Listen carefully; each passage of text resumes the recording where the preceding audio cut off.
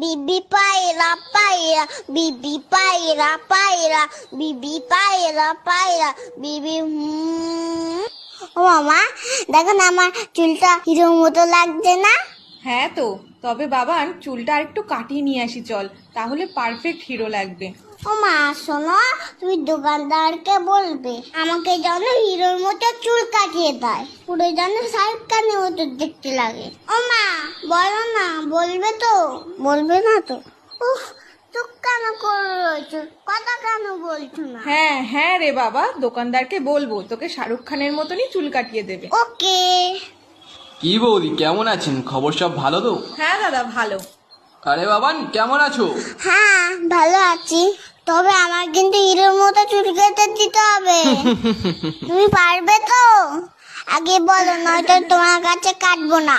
সব রকম কাটতে পারি আমি, তুমি এখানে এসে বসো। আমাকে একটু উঁচু করে দাও, আমি তো মুখটাই দেখতে পাচ্ছি না। হ্যাঁ তাই তো, তুমি নামো, আমি উঁচু করে দিচ্ছি। দেখো আমার জন্য সব চুল কেটে দিও না। আহ বাবা নড়ো না, কান টান কেটে যাবে কিন্তু।